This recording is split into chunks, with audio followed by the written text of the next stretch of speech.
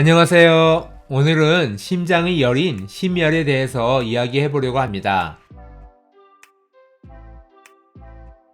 건강검진을 했을 때에는 심장에 전혀 문제가 없다고 들었는데 한의원에서는 심장에 열이 있다는 진단을 들어 의아해 하시는 분들이 종종 계십니다. 한의학에서의 심열은 심전도나 심초음파에서 나타나는 이상소견과는 다릅니다. 한의학에서 보는 심장의 열이란 심기나 심화가 왕성해져서 생기는 증상입니다. 즉, 스트레스, 충격적인 사건, 과도한 긴장, 지속적인 불안감 등의 상황에 노출이 되면서 감정과 사고가 반영되는 심장에 무리가 가는 것을 말합니다.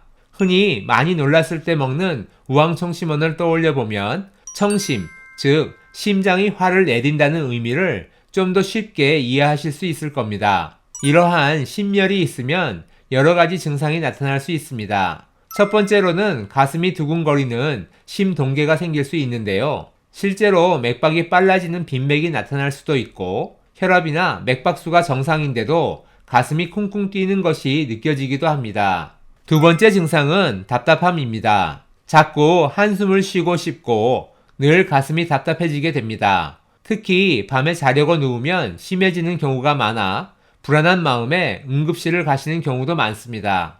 마지막 증상은 비뇨기계 증상인데요. 평소 소변을 자주 보고 자다가 소변이 보고 싶어 깨는 야간뇨입니다. 우리 몸에서는 심장에 열이 생기면 그 부담을 줄이기 위해 소변을 통해 열을 빼내려고 합니다. 그렇기 때문에 심장의 부담이 커지면 소변을 자주 보게 되고 보고 나서도 시원하지 않은 느낌이 생길 수 있습니다. 그렇다면 이렇게 심장에 열이 있는 환자분들의 혀는 어떤 모습일까요? 우선 심열이 있으면 심장의 상태를 반영하는 혀의 끝부분이 붉어집니다. 그리고 약하게 타고 나서 심장이 튼튼하지 않다면 혀끝 3분의 1 부위 심장 영역에 움푹 꺼진 부분이 생기고 그 부위에 갈라짐이 생기기도 합니다. 이런 분들은 외부 스트레스에 취약하기 때문에 심장에 열이 쌓일 확률이 높습니다. 그리고 불안과 두근거림이 심하면 혀끝 3분의 1 부위 심장 영역에 펜으로 쿡쿡 찍은 듯한 작은 구멍이 보이기도 합니다. 이러한 심열을 끄는 대표적인 약재로는 치자가 있습니다. 이 치자는 심장에 열을 내리고 가슴이 답답한 증상에 아주 효과적입니다.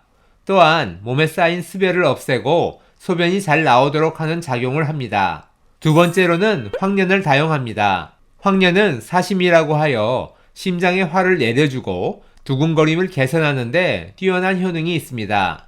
실제로 황련의 유효 성분인 베르베린이 심혈관 기능 개선에 효과가 있다는 연구도 있습니다. 치자나 황련과 같은 청심 작용을 하는 약과 함께 몸 상태에 맞추어 다른 약재들을 배합하여 한약을 처방하게 됩니다.